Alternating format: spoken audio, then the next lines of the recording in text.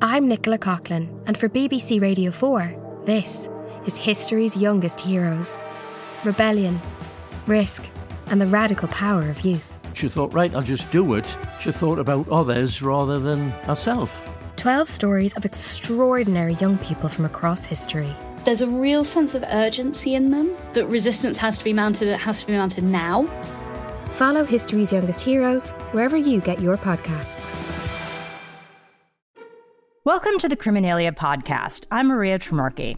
And I'm Holly Fry. Together, we invite you into the dark and winding corridors of historical true crime. Each season, we explore a new theme, from poisoners to art thieves. We uncover the secrets of history's most interesting figures, from legal injustices to body snatching. And tune in at the end of each episode as we indulge in cocktails and mocktails inspired by each story. Listen to Criminalia on the iHeartRadio app, Apple Podcasts, or wherever you get your podcasts. Hello, my name is Aaliyah Yates, and I'm a producer at Wonder Media Network. And I'm so excited to be guest hosting this week's episodes of Womanica. This Black History Month, we're talking about Renaissance women. As part of the famed cultural and artistic Harlem Renaissance movement, these women found beauty in an often ugly world. Today, a poet who found her way to publishing through the civil rights movement. From her home in Virginia, she held court as a key figure of the Harlem Renaissance, and she spent her life fighting for the education and advancement of Black Americans. Meet Anne Spencer.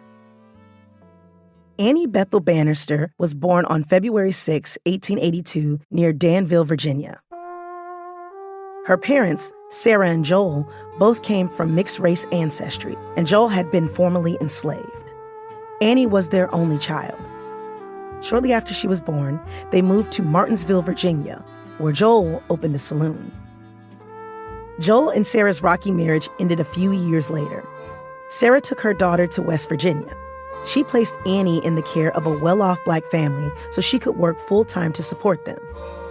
Annie learned to entertain herself with whatever novels and newspapers she could get her hands on. It's here that she discovered her lifelong love of literature.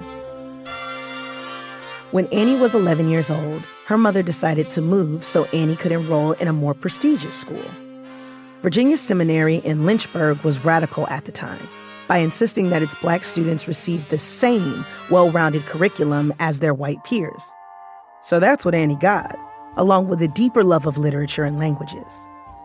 She graduated as class valedictorian in 1899. Annie also became close with another student. Edward Alexander Spencer was a brilliant math and science student, but struggled when it came to the humanities. Annie had the opposite problem. It wasn't long before their study buddy relationship blossomed into a real romance. Annie and Edward got married in 1901, shortly after graduating, and Annie Bethel Bannister became Anne Spencer. She started teaching, while Edward became the first Black postman in town. He also had a side hustle in construction, which led him to designing and building their own home. Years later, some of the most influential Black leaders and thinkers would come to grace the halls of this colorful two-story house. But at first, it was filled with a lot of running, laughing, and crying. The sound of Anne and Edward's 3 kids, Bethel, Alroy, and Chauncey. Like Anne's parents before her, she and Edward put education first. All 3 of their kids would go on to get college degrees. Anne also started teaching at her alma mater. She got close with Mary Rice Hayes, another faculty member. The two would spend hours talking about education, literature, and civil rights. Together, they decided to do something by founding Lynchburg's own chapter of the National Association for the Advancement of Colored People, a.k.a. the NAACP.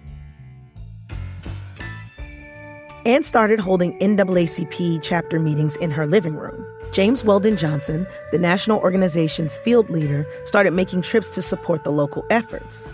He was also an accomplished writer. Anne was prone to scribbling poems on whatever paper she could find. The house was cluttered with her musings on love, her home life and garden, and the broader reality of Black Americans at the time. James recognized Anne's aptitude and encouraged her to share her talents with the world. With James' support, Anne began pitching and publishing her work. She published her first poems in some of the most prestigious journals at the time. Her home also became a hub for Black intellectuals. Barred from staying in hotels in the segregated South, W.E.B. Du Bois, Langston Hughes, and many others would find refuge in Anne and Edward's home. In 1924, Anne also took up a new cause. Segregation kept Lynchburg's Black citizens from accessing the local libraries. She convinced the city to let her start Dunbar Library. It was filled mostly with books from her own collection, and she was paid almost nothing. But Anne remained committed to the cause. She served as Dunbar's librarian for more than 2 decades. In 1938, Anne's dear friend and mentor, James Weldon, passed away. For Jim is a poem she published in his honor. Her garden is a common motif in her poems. And here, once more, it becomes a place of solace in her grief. After his death, she published less and less. Anne was a dedicated writer, but only a small number of her work made it to print. In fact, she published just 30 poems in her lifetime. She continued her advocacy in Lynchburg, presiding over the library and also serving on committees and speaking out about civil rights. She took a stand against segregation and taught her kids to do the same. In 1964, her beloved husband Edward died. Anne continued to live in their home until her death on July 27, 1975. She was 93 years old. One of her best-known poems is called Taboo. It begins, "Being a Negro woman is the world's most exciting game of taboo. By hell, there is nothing you can do that you want to do, and by heaven, you are going to do it anyhow."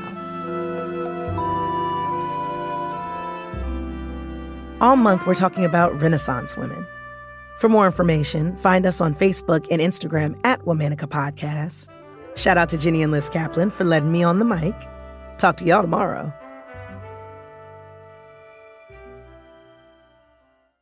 I'm Nicola Coughlin, and for BBC Radio 4, this is history's youngest heroes.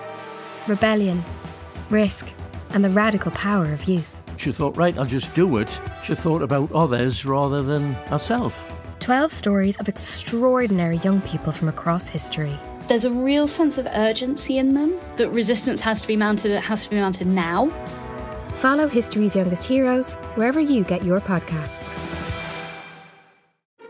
Welcome to the Criminalia podcast. I'm Maria Tremarchi. And I'm Holly Fry. Together, we invite you into the dark and winding corridors of historical true crime. Each season, we explore a new theme, from poisoners to art thieves. We uncover the secrets of history's most interesting figures, from legal injustices to body snatching. And tune in at the end of each episode as we indulge in cocktails and mocktails inspired by each story. Listen to Criminalia on the iHeartRadio app, Apple Podcasts, or wherever you get your podcasts.